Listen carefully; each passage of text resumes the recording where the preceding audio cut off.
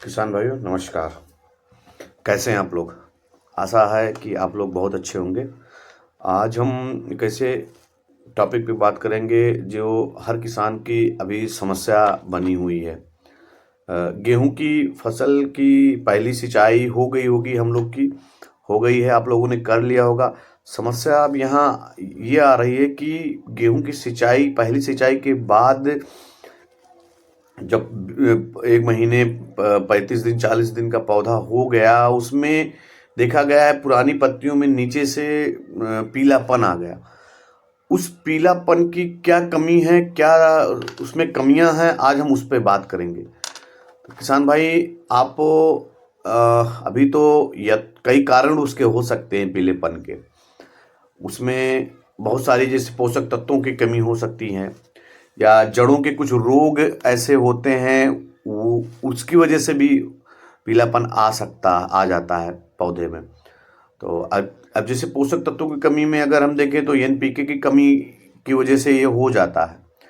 तो कभी कभी हो जाता है जिंक की छिड़काव कर दे या जिंक डाल दें हम यूरिया के साथ मिला करके, तो समस्या का समाधान हो जाता है।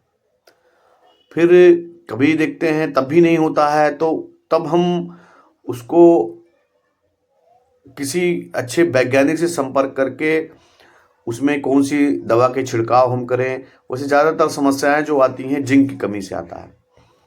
जिंक, उसमें पोषक तत्वों की कमी अगर हम देखें तो एनपीके की कमी से पीलापन आता है।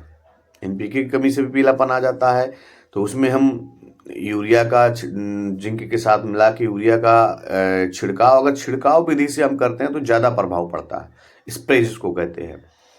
और वैसे भी यूरिया का संकट अभी बना हुआ है प्रदेश में।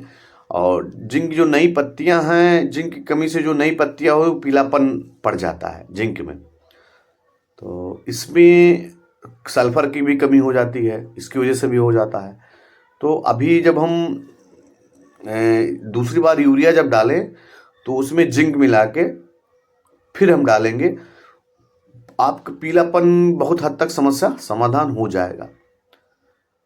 जब वो एक बार तो हम यूरिया डाल दिए और क्या नाम है पानी चला करके, फिर दूसरी बार जब हम खाद डालेंगे जिंक मिला के डालेंगे, इससे पीलापन हमारे गेहूं में खत्म हो जाएंगे।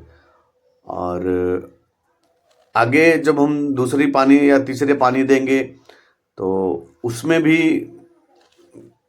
खाद डालने पर जिंक डाल सकते हैं। और देख रेख हम करेंगे कि जो जानवर होते हैं उनका भी देख रेख करना हमको है कि वो ना आके कुछ चर जाए। और बहुत से एरिया में नील गाय होते हैं, बहुत से बंदर आके खा जाते हैं। तो किसान भाइयों को ये चीज़ें बहुत देखना ज़रूरी है। आगे भी हम ऐसे वीडियो आप लोगों से बनाते रहेंगे, हमसे बने रहिए।